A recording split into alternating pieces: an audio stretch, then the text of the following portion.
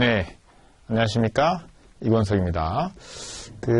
오늘부터 이제 프라이빗 에쿼티, 프라이빗 시큐리티, CAIA 강의를 시작하도록 하겠습니다. 자, 여러분들 가지고 계신 페이지 4페이지 한번 보실래요? 4페이지. 4페이지 보시면 이제 프라이빗 에쿼티 우리 리딩 머터리얼이 나와 있는데요. 크게 보면 1, 2, 3, 4 한 장 넘겨보시면 5번까지 그렇게 이제 구성이 되어 있고요. 우선 프라이빗 에쿼티 에셋에 대해서 기본적으로 4.1에 대해서 배우고요. 그 다음에 4.2에 가시면 프라이빗 에쿼티를 우리가 투자하는 방식이 직접 투자를 할 수도 있지만 보통은 펀드를 통해서 많이 하죠. 그래서 이제 프라이빗 에쿼티 펀드에 대해서 같이 공부를 하실 거고요.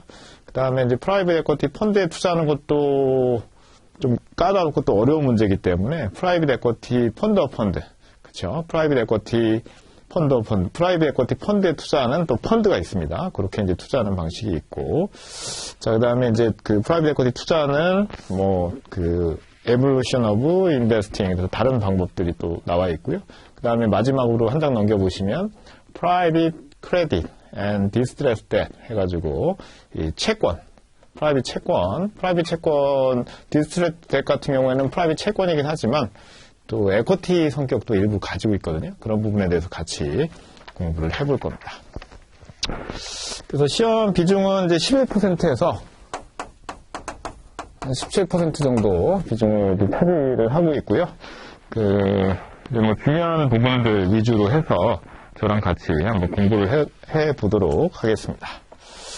자, 그러면 이제 어디 가시냐면 165페이지 한번 가보실까요? 165페이지.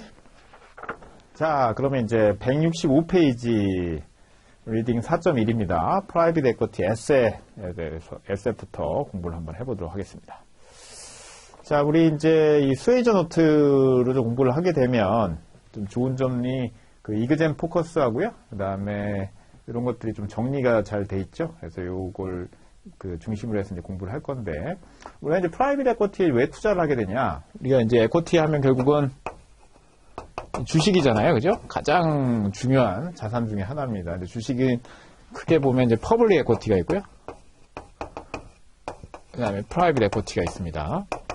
우리가 이제 주식에 투자한다고 얘기를 하는데, 퍼블릭하고 프라이빗은 아주 성격이 달라요. 그래서 우리가 이제 에쿼티 인베스트먼트다라고 하면, 기본적으로는 이제 퍼블릭 에쿼티를 얘기를 하는 겁니다. 주식 투자라고 하면 제도권에서. 그다음에 이제 프라이빗 에쿼티 투자는 아예 여기 CAI의 커리큘럼이 들어가 있지만 보통은 얼터너티브 인베스트먼트라고 보통 표현을 하거든요. 왜 그러냐라고 하면 이제 수익, 그죠? 수익의 성격, 그다음에 위험의 성격, 그다음에 유동성 이런 것들이 전부 좀 차이가 있기 때문에 그렇습니다. 그래서 어쨌든 퍼블릭 에쿼티랑 비교해서 프라이빗 에쿼티는 기본적으로 수익률이, 기대 수익률이 높죠. 기대 수익률이 높고, 그 다음에 위험도 높은 편이고요. 그 다음에 유동성, 리퀴디티는 떨어지는 편입니다. 그래서 이제 퍼블릭 에쿼티랑 좀 차이가 있는 부분이 분명히 있고요. 이런 부분 때문에 이제 퍼블릭 에쿼티하고 프라이빗 에쿼티를 우리가 같이 일정 부분씩 투자를 한다라고 하면 그런 데서 이제 어떤 것들이 나타날 수가 있어요. 분산 투자 효과가 나올 수가 있죠.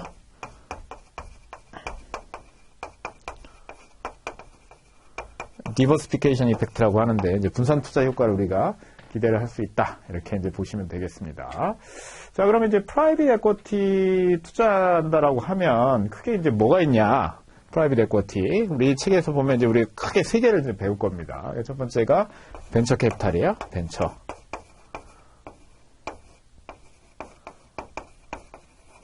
벤처 캐피탈 주식. 당연히 이제 사업 굉장히 초기죠. 그래서 비상장 주식이고, 이런 데 이제 투자하는 것들이 있고요. 그 다음에 그로스 에쿼티가 있어요. 그로스 에쿼티 이제 투자하는 게 하나 있고요. 그 다음에 이제 바이아웃이 있습니다. 그래서 대표적으로 프라이빗 에쿼티 투자한다라고 하면 프라이빗 에쿼티 에셋이라고 하는 것들이 대표적으로 세 개가 있고요. 요 세 가지 자산의 어떤 특성에 대해서 자세하게 이번 토픽에서 이제 배우게 될 겁니다. 그래서 이제 이 세 가지 프라이빗 에쿼티 세 개의 특성을 배우면 나중에 우리가 이제 펀드도 배울 거잖아요. 프라이빗 에쿼티 펀드. 그럼 펀드를 만들어서 이런 자산들에 투자하면 프라이빗 에쿼티 펀드가 되는 거죠. 그죠? 그럼 이런 자산에 투자하는 프라이빗 에쿼티 펀드에 또 투자하는 펀드면 그게 이제 FOF, 펀드 오브 펀드가 되는 겁니다. 그렇게 이제 여러분들이 이해를 하시면 되겠습니다. 그래서 이그젠 포커스는 여러분들이 한번 읽어보시면 되겠고요. 어쨌든 이 프라이빗 에쿼티 투자를 할 때 요 특성, 그 다음에 그 이제 밸류에이션이라든지 요 각각의 에셋의 어떤 뭐 차이점들 이런 것들에 대해서 이번 시간에 배울 거고요. 이그젠 포커스는 여러분들이 한번 읽어보시면 되겠습니다. 자, 그럼 166페이지 한 장 넘겨보시면 자, 우리가 이제 VC, 그 다음에 그로스 에쿼티, 바이아웃 이 세 개가 에쿼티, 프라이빗 에쿼티의 이제 대표적인 카테고리라고 볼 수가 있는데요. 우선은 이제 VC라고 하면 이제 키워드를 한번 보면 이제 스타트업 컴퍼니죠, 우리가. 그러니까 사업 아주 초기 기업. 그렇죠? 제가 그렇게 표현하거든요. 페이퍼만, 제안서만 있는 거, 제안서. 프레젠테이션. 비즈니스 플랜 같은 형태 정도만 있는 그런 이제 아주 초기 기업이라고 볼 수가 있습니다. 그래서 뭐 회사 이런 비즈니스 모델 가지고 사업을 해보겠다라는 플랜을 가지고 아주 초기 기업, 세팅된 기업이죠. 그래서 아직 매출이나 이런 것들도 없고, 그다음에 제품, 그다음에 프로덕트나 서비스나 어떤 비즈니스 모델에 관련된 어떤 프로덕트를 이렇게 만들어가고 있는 그런 정도의 이제 회사라고 보시면 되겠습니다. 당연히 어때요? 굉장히 망할 가능성이 크겠죠. 그렇지만 사업 초기 기업인 만큼 밸류에이션이 굉장히 낮을 거고요. 보통 뭐 기업 가치 100억 이하죠. 뭐 50억짜리도 있고, 뭐 10억짜리도 있고, 그런 것들이 이제 성장해서 만약에 뭐 1조 원, 뭐 10조 원, 이렇게 이제 밸류에이션 평가받는다라고 하면 엄청난 대박이 나는 겁니다. 그래서 우리가 수익률 뭐 20% 이런 게 아니라 10배, 20배, 이런 이제 대박을 이제 터뜨릴 수 있는 그런 이제 투자 대상 중에 하나라고 보시면 되겠습니다. 그 다음에 이제 그로스 에쿼티는 결국은 이제 이 키워드가 거기 보시면 이제 non controlling 지분이라고 되어 있습니다. non controlling. 그러니까 이제 주식에 투자할 때는 지분 투자를 하게 되고요. 그 다음에 많은 지분을 인수하게 되면 어떻게 됩니까? 의결권을 가지고 그 기업을 지배할 수도 있죠. 근데 그로스 에쿼티 투자할 때는 보통 어떻게 하냐면 non controlling interest. 그래서 지분의 뭐 대부분을 사거나 이렇게 한다기보다는 어떻게 보면 일부 투자를 하는 겁니다. 일부 투자를 해서 이 주식이 상장되거나 기업 가치가 더 커졌을 때 그 차익을 이제 가져가는 그런 형태다라고 보시면 되겠습니다. 자, 그 다음에 이제 그로스 에쿼티 단계는 당연히 스타트업보다는 더 기업이 좀 성장한 단계라고 보시면 되겠죠. 그래서 기본적으로는 매출, 레버뉴죠, 레버뉴. 매출은 창출되고 있는, 그죠? 세일즈, 매출 같은 것들은 창출되고 있는 그런 기업의 이제 형태다라고 보시면 되겠고요. 그 다음에 이제 바이아웃 같은 경우에는 얘는 뭐냐면 이제 컨트롤이에요, 풀 컨트롤. 회사를 인수하는 거다라고 보시면 됩니다. 회사의 경영권을 인수하는 거라고 보시면 되겠고요. 단계를 보면 머추어 컴퍼니다라는 얘기. 머추어. 그래서 기업의 어떤 단계를 보면 거의 회사 초기 기업의 비상장 주식을 사는 것들이 이제 벤처 캐피탈이다라고 보시면 되겠고, 그로스 에쿼티는 벤처 캐피탈 단계는 좀 지난 회사들이에요. 그렇지만 아직 성장한 것도 아니고, 그 다음에 안정 단계에 있는 단계도 아니고, 굉장히 빠르게 성장하고 있는 그런 정말 성장 주식을 지분 투자를 하는 거죠. 인수한다기보다는 그런 형태가 이제 그로스 에쿼티라고 보시면 되겠고요. 그다음에 바이아웃은 이미 어떤 존재감을 갖추고 성숙된 그런 기업이에요. 매출이나 이익 같은 것들도 나고 있고, 그런 기업이 아예 경영권을 통째로 인수해서 뭐 더 기업 가치를 끌어올리기도 하고, 뭐 다른 기업하고 붙여서 가치를 올리기도 하고, 그래서 가치를 좀 끌어올리기 위해서 아예 통째로 인수하는 거, 이런 것들을 우리가 바이아웃이다라고 이렇게 보시면 되겠습니다. 그래서 보통 이제 바이아웃 같은 경우에는 기존에 상장되어 있는 회사가 되게 많아요. 상장되어 있는 회사를 경영권을 인수한 다음에 비상장 회사로 바꾸는 겁니다.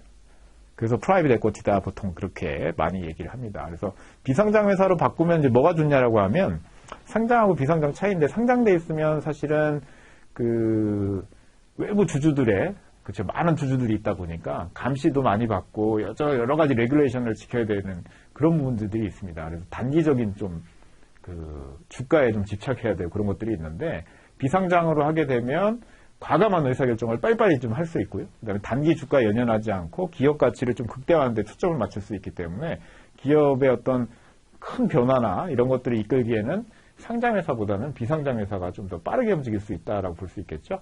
그런 측면에서 이제 바이아웃의 어떤 수요 같은 것들이 있는 것 같습니다. 자, 이렇게 이제 크게 좀 정리를 좀 하시면 되겠고요. 자, 어쨌든 이제 프라이빗 에쿼티 특성을 아까 여기서 이렇게 얘기했는데 여기다 이제 추가적으로 가장 중요한 특징은 뭐예요? 굉장히 수익률이 높다라는 거고요. 그 다음에 이제 위험도 크죠. 망할 가능성도 크고 하니까. 그 다음에 이제 유동성은 굉장히 떨어질 수밖에 없습니다. 상장회사가 아니니까 아무래도 얘를 즉시 현금화하는 데는 아무래도 어려움이 있을 수밖에 없기 때문에 유동성이 이제 떨어지는 그런 이제 특징이 있다라고 볼 수가 있고요. 그 다음에 투자 기간. long time horizon이라고 해요. 투자 기간이 굉장히 길죠. 그렇죠? 상장회사는 뭐 오늘 샀다가 한 달 뒤에도 팔 수 있지만 이런 프라이빗 에쿼티 투자하게 되면 제가 볼 때는 뭐 1년도 짧습니다. 그래서 아무리 짧아도 2년, 3년이 기본이 될 것 같고요. 그 다음에 이제 굉장히 좀 더 긴, 뭐 10년까지도 볼 수 있는 장기 투자의 어떤 성격을 갖고 있다라고 보시면 되겠죠. 그 다음에 우리가 이제 이 프라이빗 에쿼티 투자하는 거를 그 콜옵션 같은 성격으로 얘기하는 사람이 많이 있어요. 그래서 어떤 콜옵션의 성격이 있다는 겁니다. 콜옵션 중에서도 OTM이다라고 얘기했는데 OTM은 뭐예요? Out of the money죠?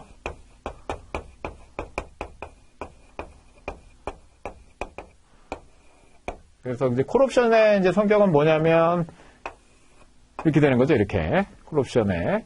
그래서 그 우리가 이제 처음에 이 옵션을 살 때 지불한 대가를 옵션 프리미엄이라고 하는데 옵션 프리미엄만큼만 이렇게 만약에 주가가 안 오르거나 기업 가치가 커지지 않으면 기업을 인수한 그 금액만큼 그냥 날리는 거예요. 그렇죠? 그래서 만약에 100억짜리 가치가 있다라고 해서 한 10억 투자를 했는데 이 회사가 그냥 망해버렸어. 스타트업인데 계획이 괜찮아서 했는데 그냥 망할 수 있죠. 이 벤처캐피탈 굉장히 많이 망합니다. 10개 중에 뭐 하나만 성공한다고 여러분들 보셔도 돼요. 어쨌든 그 망해버린다. 망해버리면 그 투자한 금액 그냥 날리는 거죠. 그렇죠. 근데 만약에 이 기업이 잘 돼가지고 기업 가치가 올라가서 막 조 단위로 되게 되면 10배, 20배, 뭐 30배도 이렇게 수익이 날 수 있는 거지. 이해되셨어요? 그래서 투자 손실은 어차피 내가 투자한 것만큼만 날리면 되고 수익은 사실 무한대로 나올 수가 있기 때문에 이런 콜옵션의 어떤 모습을 갖고 있게 됩니다. 근데 이제 왜 OTM이라고 하는 건 뭐냐면 수익이 나려면 굉장히 좀 멀리 있다는 거죠. 이게 수익이 나는 게. 그러니까 만약에 내가 투자한 가치가 만약에 100억 기업 가치 100억일 때 이제 투자를 했다라고 보면 수익이 실제로 나려면 주가가 좀 많이 올라야 되는 그러니까 뭐 한 기업 가치 한 300억, 400억 이상 커져야지만 추가 투자를 받을 수 있고 회사가 좀 잘 될 수 있다라고 하면 어쨌든 주가가 많이 올라야지만 현재는 100억이고 한 3, 400억까지 올라야지만 수익이 나는 상황이 되는 거잖아요. 그렇죠. 현재 수익이 나는 상황이 아니라 현재 수익이 나는 상황을 뭐라고 그래요? ITM이라고 그러죠? 인더머니라고 하고 옵션 강의까지 해야 되네 제가. 어쨌든 그 현재는 수익이 안 나는 상황이지만 나중에 기업 가치가 많이 올라갔을 때 주가가 올라갔을 때 수익이 나는 상황을 OTM이라고 합니다. 그래서 현재 수익보다 나중에 그 가치가 많이 올라갔을 때 돈을 벌 수 있는 그런 이제 구조다라는 거죠. 그래서 콜옵션의 성격이 있다는 것도 여러분들이 좀 잘 기억해 두시면 좋겠습니다. 자, 그 다음에 그 밑에 이제 메자닌데, 그 다음에 디스트레스 때, 얘는 뭐예요? 에쿼티가 아니라, 되시죠? 그래서 부채입니다. 부채 얘는. 채권이에요. 채권. 메자닌은 채권이라고 보시면 됩니다. 그 다음에 디스트레스 데트도 당연히 채권이고요. 근데 이제 메자닌 데트하고 디스트레스 데트는 둘 다 어떤 성격이 있냐면 에쿼티 성격이 있어요. 그래서 나중에 다시 우리가 배울 건데요. 메자닌 채권하고 그 다음에 디스트레스 데트는 둘 다 주식이 아니라 에쿼티가 아니라 뭐다? 채권이다. 채권인데 어떤 성격이 있다고요? 에쿼티 성격이 있다 이런 얘기입니다. 그래서 이 메자닌은 원래가 메자닌은 1층하고 2층 중간이거든요. 채권하고 주식 사이예요. 그래서 데트 플러스 콜옵션 같은 성격입니다. 콜옵션이 약간 주식의 성격이 있거든요. 이걸 우리가 뭐라고 하냐면 그 밑에 보니까 굵은 글씨로 equity kicker라고 돼 있죠. 그래서 주식 성격이 있는, 그러니까 주식으로 전환할 수 있는 옵션이 있으니까 전환 옵션이 있거든. 전환 옵션이. 그래서 주식으로 전환할 수 있는 이런 옵션이 있다 보니까 그 에쿼티 성격이 있다라고 보시면 되겠고요. 그 다음에 이제 디스트레스 댓은 뭐냐면 우리가 이제 그 이렇게 얘기하잖아요. 여기다 써볼까요? 이게 재무제표가 있으면 자산이 있고 부채가 있고 자본이 있는 거죠. 자본이 있는 겁니다. 그 디스트레스 댓의 형태는 뭐냐면 우선은 이 부채가 이 자산보다 큰 거예요.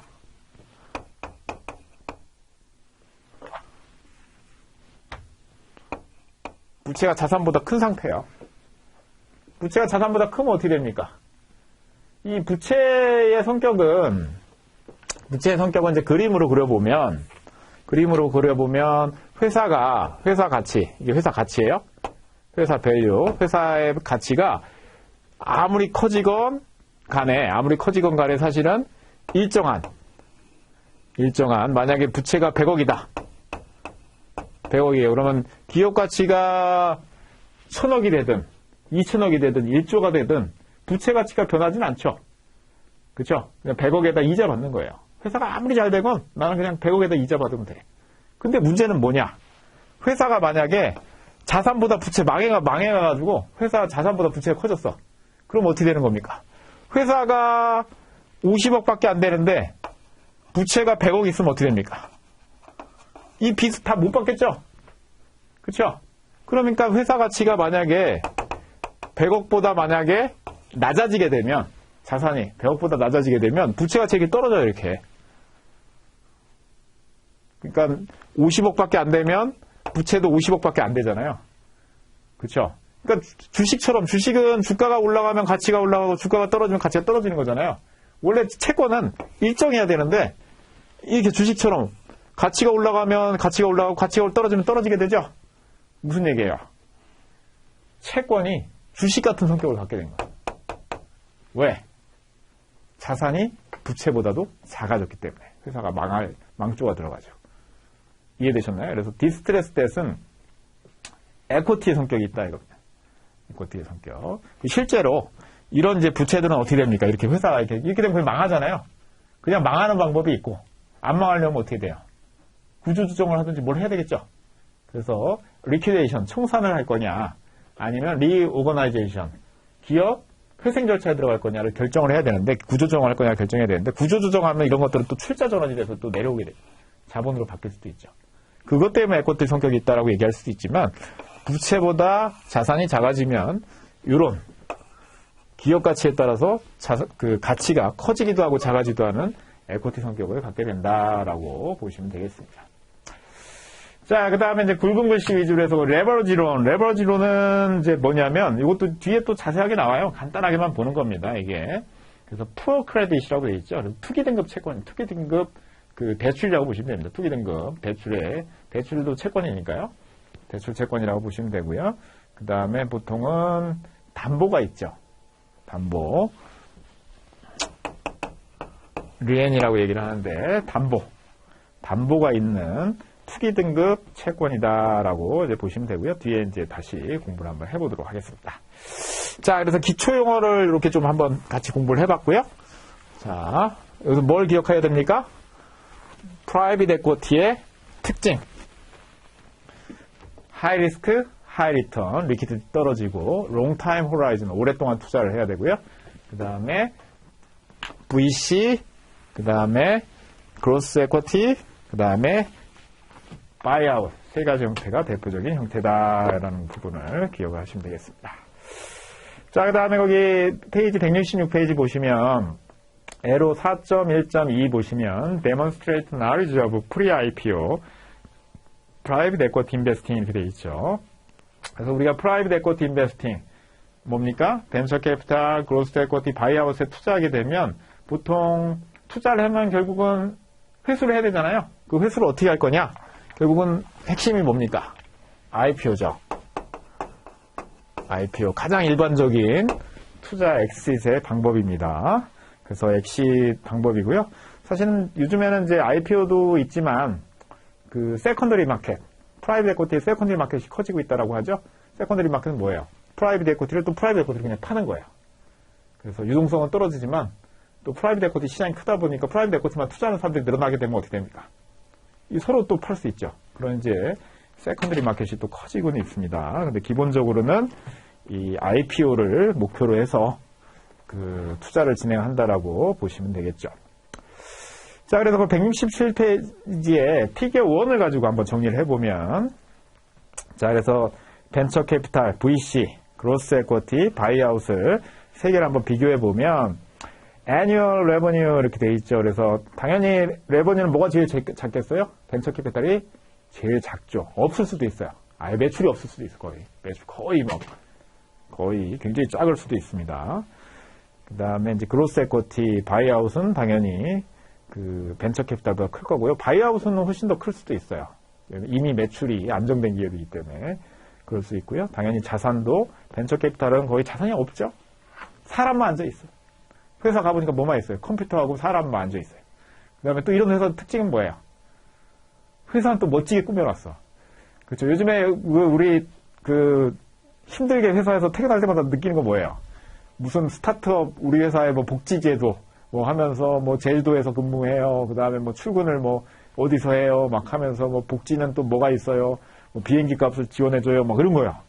그렇죠. 그래서 스타트업 컴퍼니 저도 그 VC 같은 것들, 그로스 에쿼티 같은 거 투자하러 이렇게 이 스타트업들 가보면 그 우리 뭐 구글이나 애플이나 뭐 TV에서 보는 거 있잖아요. 그렇죠. 그래서 자유로운 분위기, 그죠. 사장님한테도 막 대들고 뭐 이런 거 그런 모습들 나옵니다. 그 다음에 이제 사무실도 되게 멋지게 꾸며져 있죠.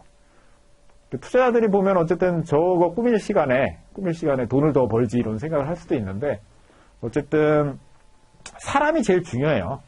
인재가 제일 중요하고 그 인재들이 뭔가 회사를 하나 만들어내야 되기 때문에 그렇습니다. 최근에 이제 카카오나 이런 회사들 보면 이미 대기업처럼 커졌잖아요. 그렇죠. 그러다 보니까 이제 뭐 팀장님이 갑질해가지고 뭐 쓰러지는 직원도 있고 뭐 이런 모습들이 나오는 모습 보면 야 카카오라고 뭐 다를 것도 없네 이렇게 되는 것처럼 조직이 커지고 뭐 이렇게 사람이 좀 많아지고 복잡해지다 보면 약간 공무원 마인드도 생길 수 있고 그런 이제 옛날 조직의 모습도 나올 수 있지만 어쨌든 초기 기업의 모습은 그런 모습이 많이 있습니다. 그 다음에 인베스트먼트 리스크 보시면 인베스트먼트 리스크 벤처 캐피탈은 very high 이렇게 돼 있죠. 그래서 이 VC하고 그 다음에 그로스 에쿼티 그 다음에 바이아웃 세 개를 비교하면 리스크는 뭐가 제일 크냐면 얘가 제일 크죠. 당연히 이렇게. 그래서 벤처 캐피탈이 가장 큽니다. 이거는 뭐 그냥 저희 대표님은 뭐 벤처 캐피탈 주식은 그냥 돈을 갖다가 봉투에다 묶어가지고 돌을 매달아갖고 강에다 던지는 거라고 그랬어요.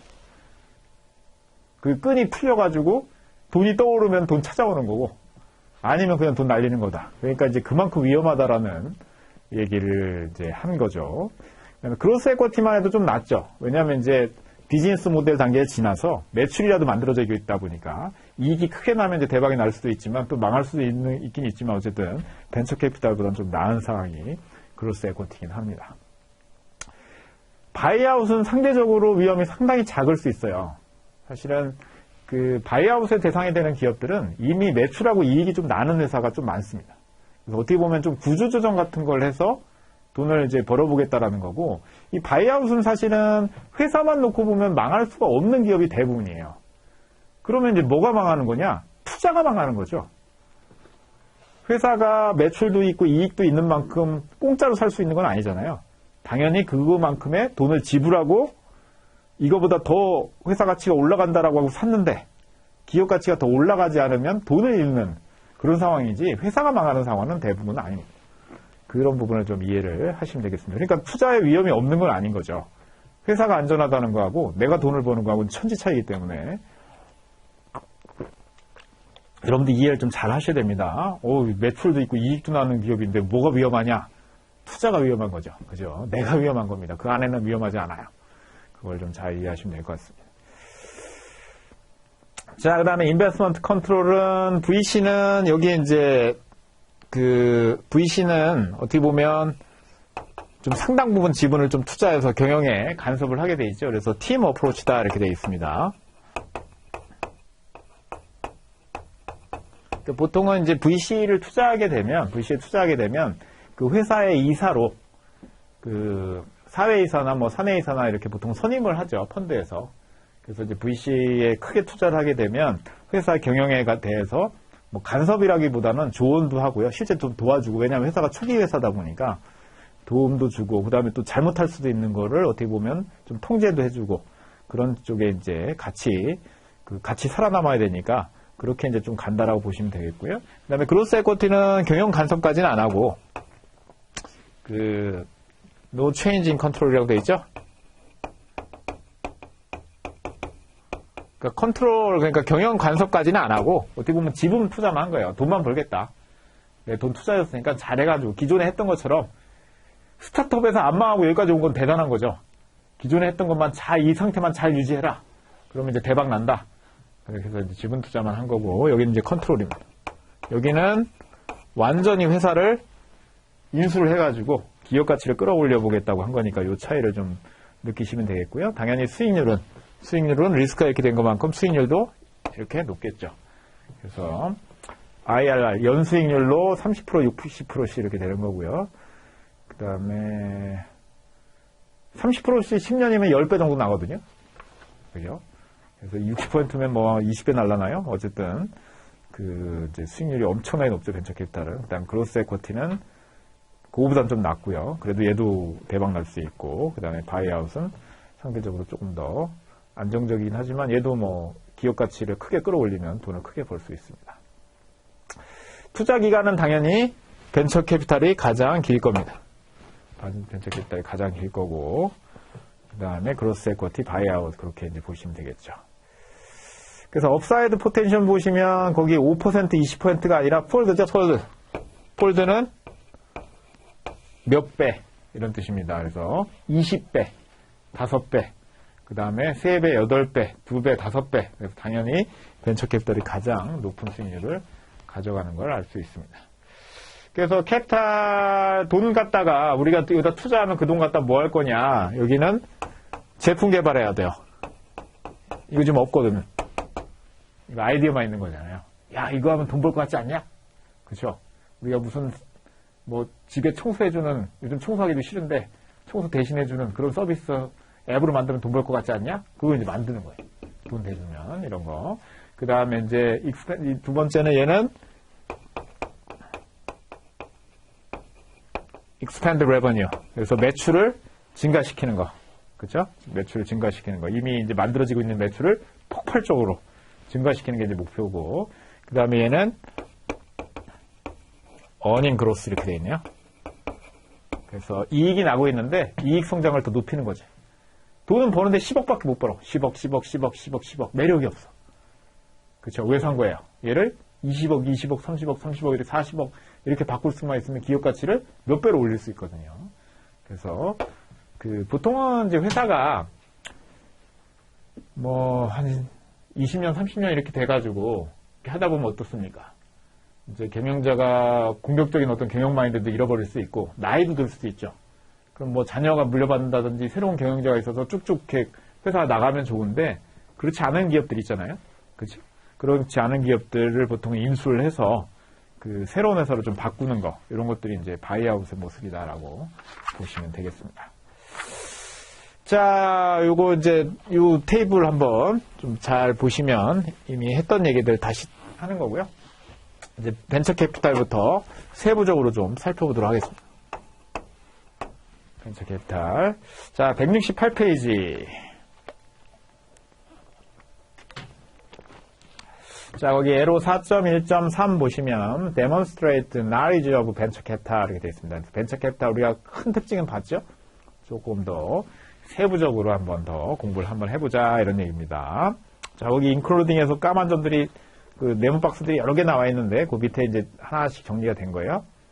첫 번째 capitalist and opportunity 이렇게 되어 있죠. capitalist는 뭐 capitalist예요? 보통 이제 벤처 캐피탈을 보통 이제 펀드로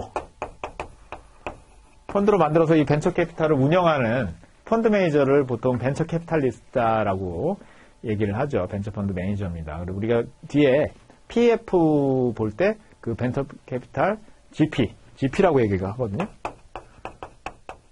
제너럴 파트너죠? 제너럴 파트너. 그러니까 이 펀드를 운영하는 매니저라고 보시면 됩니다. 그 매니저를 벤처 캐피탈리스트다 보통 그렇게 얘기를 하죠. 그래서 벤처 캐피탈리스트가 이제 하는 거는 결국 벤처 캐피탈이라고 하는 거는 굉장히 위험할 수밖에 없기 때문에 이 정말 이제 벤처 캐피탈, 사업 초기 기업, 이 망할 가능성이 높은 사업 초기 기업 중에서 살아남을 회사를 골라낼 수 있는 안목이 있어야 되고요. 그렇죠?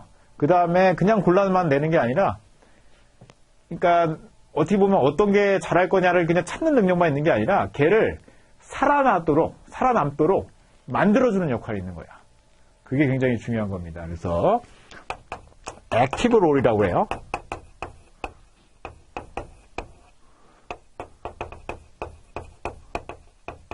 경영에 이제 참여해서 조언도 해주고 파이낸싱이나 법적인 뭐 이런 것들 여러 가지 이제 조언까지 해서 회사가 잘 성장할 수 있도록 도와주는 역할을 한다라고 보시면 되겠습니다. 그 사실 이제 그 여러 경험이 많은 정말 베테랑 이런 사람들이 창업을 하는 경우도 있는데 정말 열정하고 능력은 있어요. 근데 경영을 모르는 사람이 회사를 창업하는 경우도 있어요. 그러면 가능성은 있지만 직원하고 부딪히다 망할 수도 있고 이 사업 초기에 굉장히 망할 가능성이 높거든요. 그래서 그런 것들에 대해서 어떤 경험 같은 것들을 이제 얘기해주면서 망하지 않도록 역할을 해주는 게 굉장히 중요하다라고 보시면 되겠죠. 그 다음에 이제 또 우리가 알아야 될 것 중에 하나가 이제 캐시 번 레이트라는 그런 용어가 있습니다. 그래서 이 스타트업, 이 벤처 캐피탈은 핵심이 뭐냐면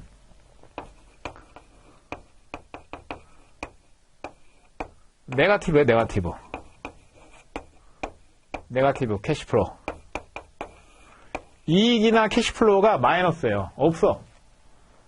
그러면 뭐냐면 돈을 대주면 그 돈을 쓰는 거예요, 그냥. 그쵸? 그래서 이게 그로스 에쿼티 단계까지 그 매출이 나오고 이익이 날 때까지는 무조건 돈을 날리게 돼 있어요. 그래서 보통 이제 여기다 펀딩을 해줄 때 어떻게 계산을 하냐면, 그러니까 예를 들면 뭐 기업 가치 100억으로 예를 들면 뭐 50억을 펀딩해줬다. 50억을 펀딩해줬다라고 하면 이 50억이 얼마 후에 돈이 없어질지를 계산을 해야 돼요.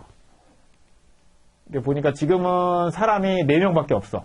개발자 2명, 그 다음에 대표이사, 그 다음에 무슨 경영관리하는 사람 4명밖에 없어. 그 사람 인건비하고 개발비 이런 거 들어가겠죠? 그 다음에 사무 짓기 비용. 그래서 보니까는 한 달에 얼마 들어가냐? 한 달에 뭐 예를 들면은 한 뭐 3억 정도 써야 돼. 3억 계산이 안 되네. 4억 정도 쓴다. 한 달에 4억. 그러면 4억에 11개월이면 얼마예요? 48억이죠? 그렇죠? 그러면 1년이면 이 돈이 다 소진되는 거예요. 그럼 뭐냐? 1년 뒤에 뭔가 성과되는 성과물 같은 것들을 지표로 삼아서 이걸 뭐라고 하냐면 마일드스톤이라고 합니다. 마일스톤이라고 하거든요. 마일드스톤. 그죠? 이 마일드스톤 하나 잡아서, 그러니까 예를 들면, 뭐 앱을 하나 개발한다고 하면, 이 애플리케이션 하나를 완전히 끝내는 거예요. 끝내고, 초기 가입자, 뭐, 10,000명 달성. 예를 들면 이런 목표를 정하는 거죠. 이렇게 정해서 1년 동안 이 돈을 이제 다 쓴 다음에 이때 기업 가치 200억으로 다시 펀딩을 받는다. 왜 돈을 펀딩 받지 못하면 여기서 망하거든요. 돈을 언제까지 쓸 건지. 그죠? 이걸 캐시 번 레이트라고 합니다. 그래서 돈을 이제 한 달에 얼마를 쓰는지 이런 것들을 계산을 하는 거죠. 그러면 이제 언제까지 우리가 이 돈을 갖고 있을 수가 있고 그 돈이 다 쓰여질 때까지 뭘 해야 되는지 목표를 정해야 돼요. 마일스톤을 정해서 그 마일스톤을 달성을 해서 추가로 자금 조달을 할 걸. 그런 것들을 이제 미리 세팅을 하는 거죠. 제가 그래서 뭐 2달 전에 PF를 하나 이제 세팅을 했는데 결국은 뭐 되진 않았어요. 그래서 여러 가지 다른 이유가 있어서 안 되긴 했는데 그때도 계산해 보니까 뭐 한 2천억. 그죠? 2천억 2천억, 1,000억이네, 1,000억. 1,000억 정도 자금을 조달을 하는데, 뭐, 한 달에 보니까는 한 달에 한 20억, 30억씩 이렇게 쓰겠더라고요, 보니까. 30억씩, 20억, 30억씩. 그래서 많이 쓸 때는 한 40억까지 쓰고요. 그래서 계산해 보면은 40억 쓸 경우에는 한 400, 500억 쓰니까 한 2년 정도 쓸 부분이잖아요. 그래서 2년 뒤에 뭔가 목표를 만들어서 2년 뒤에 다시 그 자금을 또 투자받는 그런 계획으로 해서 캐시버네이트를 40억으로 계산을 해서 그 자금 조달 계획을 세우고 그렇게 했던 기억이 있습니다. 그래서 어쨌든 스타트업에서는 이게 굉장히 중요합니다. 아무 생각이 없으면 갑자기 돈이 없어갖고 찾으러 다니면 직원들 월급 못 주면 어떻게 돼요? 직원들이. 예전에는 뭐 헝그리 정신으로 일했는지 모르겠지만 요즘에는 다 가거든요. 그죠? 개발자들 여기저기서 다 스카우트 하기 때문에 그렇게 이제 운영을 할 수는 없습니다. 그래서 미리 이걸 다 계산을 해야 됩니다. 자, 이런 게 중요하다는 걸 알아두시면 되겠고요. 그 다음에 이제 security and goal 이렇게 돼 있죠? 그래서 증권은 이제 보통은 어떤 증권을 이제 발행을 하냐면 우리가 이제 증권은 뭐 채권도 있고 주식도 있고 그 다음에 이제 뭐 주식도 프리퍼 스탁 우선주가 있고 그 다음에 보통 커먼 스탁 보통주도 있죠. 근데 보통은 이제 가장 많이 하는 게 컨버터블 프리퍼 스탁입니다. 컨버터블 프리퍼 스탁은 뭐예요? 전환 우선주죠. 그래서 대표이사나 이런 이제 경영지들, 기존의 임원지들은 뭘 갖고 있어요? 커먼 스탁. 이건 뭡니까? 보통주. 그래서 전환 우선주는 보통주보다 선순위죠. 그러니까 당연히 이 경영진보다 더 유리하게 해주고 그 대신에 컨버터블은 뭐냐면 커먼 스탁으로 전환할 수 있게 해주는 거야. 나중에 상장을 하거나 하면 보통주로 전환해서 시세 차익을 크게 내고 대박 내고 갈 수 있게. 그래서 배당이나 망했을 경우에 청산의 우선권도 주면서 그 다음에 나중에 또 보통주로 전환할 수도 할 수 있게 이렇게 이제 유리하게 발행을 해주는 거지. 이렇게 안 해주면 투자 안 하죠. 투자 안 해요. 당연히 사업 계획도 좋아야 되겠지만 저런 조건들을 좀 제시를 할 수가 있어야 된다라고 보시면 되겠습니다. 그래서 뭐 거기 골 이렇게 되는데 목표는 뭐예요? 당연히 그 상장해서 투자했으니까 투자금 회수하는 게 목표죠. IPO라든지 아니면 뭐 거기 그 acquiring firm 또 leverage recapitalization 뭐 debt proceeds are used to pay 이렇게 되어 있는데 결국은 뭐 상장을 하든지 아니면 다른 데다 팔든지 아니면 뭐 빚을 조달해 가지고 엑시트를 하든지 빚을 조달하려도 능력이 있어야 조달할 수 있으니까 결국은 이제 상환을 해서 빠져나오는 게 이제 목표라고 보시면 되겠습니다.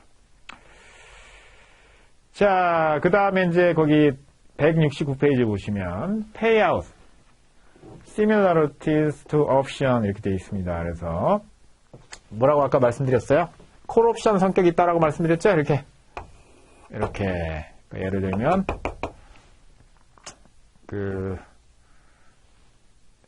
예를 들면 여기가 이제 우리가 100억 가치로 10% 그럼 얼마예요? 10억을 투자했다 이런 얘기예요. 10억을. 그러면 여기 만약에 우리가 마이너스 10억 투자한 금액이 되겠죠? 10억이. 그래서 기업 가치가 만약에 0이 되면 어떻게 됩니까? 0이 되면 10억을 그냥 날리는 거지. 날리는 거죠? 그래서 어쨌든 기업 가치가 우리가 투자한 100억을 유지를 하고 있으면 똔똔이지.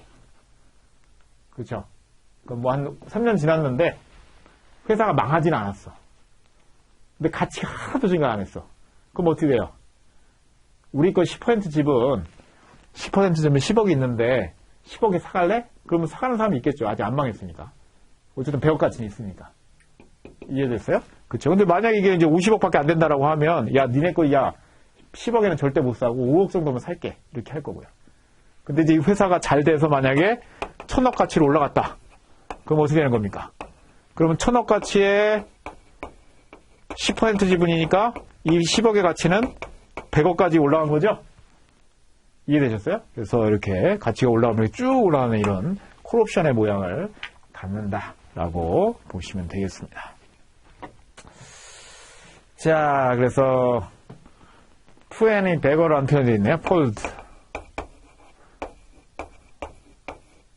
그 10 베거. 이렇게 얘기하죠. 20 베거. 몇 배요? 20배. 20배. 20배. 20배 이런 게 저는 정말 꿈의 숫자라고 생각했는데 요즘에 뭐 코인 뭐 이런 거는 뭐 100배짜리도 나오고 막 하다 보니까 뭐 지금 세상이 지금 어떻게 돌아가는지 좀 모르긴 하겠는데 어쨌든 코인이 나오기 전에는 이 세상의 대박은 VC에 있었어요. VC에.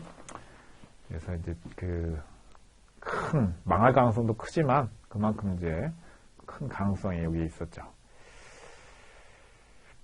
자, 그렇게 이제 보시면 되겠고요. 그 다음에 그 뭐 어려운 표현이 있는데 거기 보시면 거기 네 번째 줄에 보시면 large positive skew, 그 다음에 large positive kurtosis 이렇게 돼 있죠. 그래서 positive skew라고 하는 건 뭐예요? 이런 식으로, 그렇죠? 이게 플러스 쪽으로 치우쳐져 있는 걸 skew라고 하는 건 외도라고 하는 건데 치우쳐져 있다는 얘기죠. 그래서 뭐 손실은 좀 제한되어 있고, 그 다음에 망할 가능성, 망한 거 대부분 망하지만 한 번 성공하면 크게 성공하다 보니까 이런 이제 그 분포의 모양이 나오는 거고요. 이제 커터시스라고 하는 거는 결국은 가운데 이렇게 모여 있고 이 끝에 이렇게 좀 대박이 날 가능성이 높은 거죠. 대부분 망하지만 잘 되면 이렇게 잘 되는 것들이 있는 거라서 positive skew, positive curtosis다. 이건 통계학에서 나오는 조금 어려운 얘기인데 결국은 대부분 망하지만 잘 될 경우 대박 나기 때문에 손실은 좀 제한되어 있고 대박은 크게 나기 때문에 이런 모습이 나온다라고 보시면 되겠습니다. 그 다음에 벤처 캐피탈 히스토리 보시면 이 벤처 캐피탈 히스토리 이 옛날 역사를 한번 보면 옛날에는 벤처 캐피탈 투자했을까 안 했을까요? 많이 안 했어요. 특히 어디서 안 했냐면 그 연금, 그렇죠? 이 세상에서 제일 큰 투자처는 어디? 그 돈은 어디 있어요? 우리나라 국민연금. 우리나라 국민연금은 해외에서는 대통령보다 더 알아줘요. 왜? 돈이 많으니까. 그렇죠? 노르웨이 뭐 무슨 연금, 대한민국의 국민연금, 그다음에 싱가포르의 무슨 뭐 국부 펀드 이런 데 이제 큰 돈이 있는 거죠. 근데 그 우리도 이제 국민연금에서 주식 투자했다 그러면 그 댓글이 어떻게 달려요? 우리 피 같은 돈을 어쩌고저쩌고 해가지고 막 욕하는 게 욕이 한 막 10,000개씩 이렇게 쭉 달리죠. 그렇죠? 그러니까 뭐냐면 이제 이 퇴직금, 연금 이런 거에 이제 성격은 굉장히 뭐 손실 나면 안 될 것 같고 뭔가 안정적인 수익을 안 줘야 될 것 같고 그런 생각이 있다 보니까 어떻게 되냐면 옛날에는 아예 투자를 못했어요. 그게 뭐냐면 프루던트 퍼슨 스탠다드입니다. 프루던트 퍼슨 스탠다드가 이거예요. 고아, 그 다음에 미망인 이런 사람들한테는 위험한 투자를 하면 안 된다. 뭐 연금도 마찬가지죠. 그렇죠? 그러니까 만약에 젊은 사업가고 돈 많은 부자 같으면 뭐 좀 대박이 날 수 있는 이런 걸 투자할 수 있지만 고아, 미망인, 연금 이런 것처럼 뭔가 손실 나면 큰일 날 것 같은 사람들 돈은 위험한 자산에 투자하면 안 된다. 이게 뭐냐면 프루던트 퍼슨 스탠다드입니다.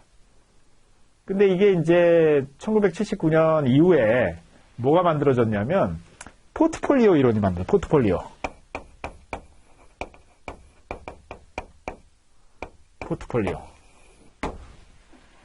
그러니까 이제 벤처 투자 하나를 놓고 보면 위험한데 얘랑 그 다음에 뭐 안정적인 자산, 채권, 주식 뭐 이렇게 해가지고 포트폴리오로 투자하게 되면 이 어차피 이 VC에 전 재산 투자하는 것도 아니잖아요. 국민연금 500조를 VC에 다 투자하는 게 아니잖아요. 그렇죠? 그래서 VC도 하나가 아니라 여러 개 투자할 수 있으니까 그렇게 할 수가 있으면 이 포트폴리오 관점에서는 투자하는 게 맞다 이런 얘기입니다. 왜? 장기적으로 수익이 더 나니까. 그러니까 국민연금이 아무리 투자를 못한다고 하더라도 VC 한 20개 정도 하면 하나는 성공할 거 아니에요. 하나가 20배 나면 그렇죠? 18개 망하고 하나가 20개 나고 두 번째 게 한 5배만 나도 수익이 채권 투자한 것보다 나은 거예요. 18개 망해도. 그러면 해야 돼요? 말아야 돼요? 하는 게 낫다 이런 얘기입니다. 하는 게 낫다. 그래서 포트폴리오 관점으로 생각하다 보니까 펜션 펀드나 이런 데서도 무리하게 하는 게 아니라 적절한 비중을 해야 되겠죠. 전 펀드를 다 이렇게 했다가 잘못되면 큰일 나니까. 그게 아니라 분명히 이제 수익을 더 낼 수 있다. 그런 관점으로 좀 바뀌게 됐습니다. 체인지 인 프루던트 퍼슨 스탠다드라고 하죠. 포트폴리오 관점으로 보아서 이제 투자가 가능하다라고 한 거죠. 그래서 첫 시간에 어쨌든 포트폴리오 투자할 때 제일 중요한 건 뭐냐면 디버시피케이션 이펙트입니다. 분산 투자 효과. 그래서 똑같은 것들을 계란을 한 바구니에 담지 않는 게 중요한 거거든요. 그래서 프라이빗 에쿼티와 퍼블릭 에쿼티는 성격이 다르다고 그랬죠? 델타하고도 성격이 다르고 성격이 다른 애들을 같이 투자를 해놓으면 굉장히 이제 그 위험은 좀 줄어들면서 수익을 조금 올릴 수가 있기 때문에 그런 관점에서 투자가 시작됐다라고 보시면 되겠습니다. 그 다음에 이제 스테이지 오브 파이낸싱, 스테이지 오브 파이낸싱이 좀 별표 한번 쳐보시고요. 이것도 중요한 내용인데. 그래서 이제 벤처 캐피탈 투자하게 되면 이제 투자 단계가 있죠? 투자 단계가. 그래서 한 장 넘겨보시면, 자, 여기 피겨 2를 기본으로 한번 보겠습니다. 그래서, profit, 그 다음에 여기가 time, 시간에 따라서 어떻게 이제 투자를 하는 거냐. 이제 초기 단계가 있지, 초기 단계. 이게 초기 단계가 있고, 그 다음에 이런 단계를 거쳐서 이렇게 이익이 나는 그런 단계가 있습니다. 그래서 이제 맨 처음이 엔터프리너 컨셉이죠. 엔터프리너 컨셉.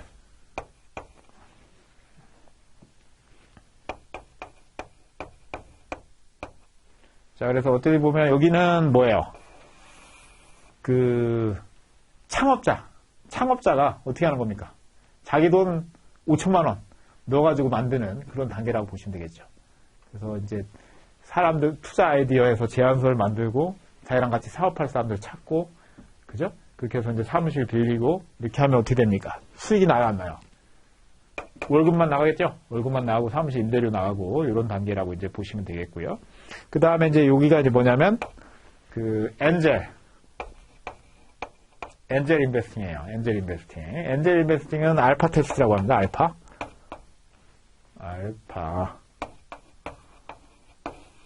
알파 테스트. 그래서 알파 테스트는 뭐냐면 내부 직원용으로 이제 만드는 거죠.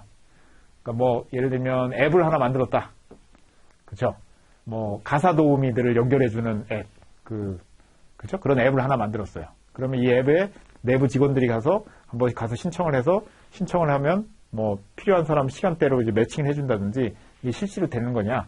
이 정도 이제 만들어 보는 겁니다. 프로토타입을 만들어 보는 거죠. 내부 직원용으로. 그 다음에 이 단계 이제 투자를 받으면 이때 투자를 뭐라고 하냐면 엔젤 투자자라고 합니다. 이 엔젤은 누구예요? 천사 같은 사람들이죠? 천사 같은 사람은 어떤 사람들이에요? 돈 갖다 준 사람이에요. 그죠? 누굽니까? 가족. 패밀리 파이낸싱이라고 하죠, 보통. 가족이나 너를 친구로 둔 죄로 내가 투자를 하는 거죠. 그러니까 뭡니까? 프렌드, 친구들이나 뭐 엔젤 투자자 아니면 옛날 같이 근무했던 뭐 회사 동료 뭐 이런 사람들이 보통 투자를 합니다. 그 다음에 이 단계를 이제 지나가게 되면 이때를 이제 뭐라고 하냐면 시드 파이낸싱이라고 하는데 시드 파이낸싱이라고 하고요. 이때는 이제 제품이 어떤 단계까지 가냐면 이제 뭐라고 하냐면 이제 베타 테스팅. 여러분들 게임 같은 거 보면 베타 테스트만 한다 막 그렇게 하죠? 그 뭐예요? 매니아들. 우리 미쳐서 사는 게임 매니아들한테 그 이제 실제 사용하는 사람들한테 실제로 한번 테스트를 한번 해보는 그런 단계라고 이제 보시면 되겠습니다. 여기까지 가면은 우선은 내부 직원들 해봐서는 야 이거 될 것 같다라고 해갖고 여기까지 가는 거잖아요, 그죠? 좀 더 구체화되는 거고 그 단계가 지나가면 이제 서비스가 시작되기 때문에 이제 뭐가 되냐면 이제 얼리 스테이지. 그래서 여기서는 이제 뭐가 나오냐면 이제 실제 매출이 나오기 시작하죠. 매출이 나오고 이익이 나게 되면 이 브레이크 이븐이 만들어질 수 있는. 브레이크 이븐이 만들어질 수 있고, 그 단계가 이제 지나면 이제 미드, 레이더 스테이지다 이렇게 되면 되고, 여기 이제 이익이 나죠. 이익이 나고 여기서 이제 목표는 뭐가 되냐면 익스펜션이에요. 이제 매출도 나오고 돈도 될 것 같아요. 그러면 어떻게 되냐면 경쟁자들 들어올 수 있거든요. 빨리 확장해가지고 점유를 해서 확고하게 우리가 1등 잡아버려야 됩니다. 돈이 될 것 같다라고 하면 그 모든 기업은 성장에 목말라 있어요. 누가 좀 잘 된다라고 하면 미친 듯이 뛰어들죠. 그죠? 그래서 이제 그렇게 되기 전에 빨리 사업 확장을 해서 매출을 이제 끌어올려고 점유율을 끌어올리고 이익을 올리는 게 이제 목표다라고 보시면 됩니다. 그러면 이제 확장을 해야 되고 거기에 이제 돈이 필요하다 보니까 그 익스펜션 자금으로 파이낸싱을 하게 되는 거죠. 사실은 이런 단계에서 투자하는 것들이 이제 그로스 에쿼티라고 보시면 됩니다. 그래서 그로스 에쿼티는 이미 뭔가 성과가 난 거예요. 난 건데 뭔가 확장하는 단계이기 때문에 사실은 근데 여기서 좀 잘못하면 어떻게 됩니까? 경쟁자한테 홀라당 다 뺏길 수도 있죠. 여전히 좀 위험하긴 한데 어쨌든 이 단계에서 투자하는 것들을 그로스 에쿼티다라고 보시면 됩니다. 어쨌든 그로스 에쿼티 투자하는 거는 이 시드 캐피탈에 투자하거나 엔젤에 투자하는 이제 벤처 캐피탈, 얼리 스테이지에 투자하는 벤처 캐피탈보다는 훨씬 더 조금은 안정적인 부분이 조금 있습니다. 있기는. 그 다음에 이제 위에 투자하는 거를 우리가 메자닌 스테이지라고 하죠. 메자닌 스테이지라고 하고요. 이때는 이제 보통은 프리-IPO 투자다 이렇게 얘기합니다. 그래서 IPO 가기 바로 전 단계 해서 뭐 브리지 파이낸싱이라고 하기도 하고 초창기에 투자한 벤처 캐피탈은 이때 엑시트 해요. 여기 먼저 투자한 사람들 나갈 수 있게 엑시트 시켜주고 그죠? 그다음에 여기 투자한 사람들은 상장 이후까지 가는 거지 같이. 이렇게 이제 여기 벤처 캐피탈 엑시트도 일어날 수 있는 그런 단계라고 보시면 되고요. 여기가 이제 뭐 IPO 아니면 기업이 팔리든지 그런 이제 단계다라고 보시면 되겠습니다. 자, 그래서 이제 핵심 키워드를 보면 어쨌든 여기는 완전히 창업자가 이제 회사 비즈니스 어떤 플랜 세우는 단계라고 보시면 되겠고요. 엔젤 인베스팅은 알파 테스팅, 내부 직원용으로 시제품 하나 만드는 단계. 그 다음에 시드 파이낸싱은 베타 테스팅. 그래서 외부 유저들한테 한번 테스트를 한번 해보는 단계. 그래서 제가 투자도 검토했던 것 중에 어떤 게 있냐면 그 전기 오토바이 같은 거 있었어요. 배달하는 사람들 위주로. 그죠. 그래서 그때가 그 업체가 어디까지 가 있었냐면 이게 전기 오토바이가 중국산 이런 것들은 출력도 안 나오고 이게 잘 안 나가는 것 같더라고요. 근데 이제 배달하시는 분들이 좀 사실 좀 빨리 좀 가야 되고 좀 품도 나야 되거든요, 이게. 그쵸. 그래서 이제 배달하는 사람들이 좋아할 만한 그런 전기 오토바이를 만들었어요. 그래서 그때 어떤 테스트를 하고 있었냐면 실제 그 배달업체들 유명한 것들이 있잖아요. 그런 데 하나 섭외해가지고 어떤 특정 지역, 예를 들면 강남이면 강남에 무슨 무슨 동, 그죠? 강남에 무슨 그런 동 하나 이제 딱 해가지고 거기에 있는 이제 그 라이더들 상대로 그 지역에서 전기 충전해서 이제 배달할 수 있게. 그게 베타 테스팅. 실제 유저한테 해서 그래서 만족도 조사해가지고 나 같으면 나중에 돈 내고 하겠다 안 하겠다 했다 체크해가지고 이제 가는 겁니다. 그 다음에 이제 얼리 스테이지는 이제 매출이 이제 나오기 시작하고 실제 제품이 나왔기 때문에 그래서 브레이크 이븐 해서 그 이제 적자를 흑자로 좀 바꾸는 흑자 전환하는 그런 이제 단계라고 보시면 되겠고요. 그 다음에 그 미드 레이러 스테이지는 익스펜션이죠. 사업을 이제 확장을 해야 되는 거예요. 잘 된다. 그래서 그 오토바이가 이제 서울에 성공했어. 그럼 전국에다 다 깔아야 되겠죠. 그럼 또 투자를 또 많이 해야 되거든. 공장 지어야 되고, 그 다음에 그 전기 충전소 다 설치해야 되고, 그렇게 하면 돈이 좀 많이 들어가죠, 익스펜션. 그 단계 이제, 라고 보시면 되겠고, 메자닌은 프리-IPO에서 벤처는 엑시트도 하고, 그 다음에 이제 IPO. 이렇게 된다고 보시면 되겠습니다. 그래서 초창기에는 여기까지 이렇게 적자가 나다가, 나중에는 흑자가 나는 그런 구조라고 볼 수 있겠죠. 이 프로핏은 이 IRR인 내부 수익률을 가지고도 이렇게 똑같이 만들어질 겁니다. 여기서는 수익률 마이너스가 다 플러스 이렇게 돌아서는 그런 모습이죠. 그래서 마지막으로 171페이지 보시면 더 J커브 이렇게 돼 있죠? 더 J커브. 그래서 J커브라고 하는 것들은 이 모양이 이렇게 J자로 이렇게 생겼다 그래서 J커브다라고 보시면 됩니다. 그래서 초창기에 이제 마이너스가 나고 손실이 나다가 제품이 시장에서 인정을 받고 매출이 올라가면서 이제 흑자 전환해서 기업이 이제 성장해가는 그런 이제 모습이다라고 여러분들이 이해를 하시면 되겠습니다. 자, 그래서 여기 이제 단계별로 어떤 특징이 있는지 여러분들 좀 잘 기억을 하시면 되겠고요. 여기까지만 하고 잠깐 10분 쉬었다가 이어서 하도록 하겠습니다.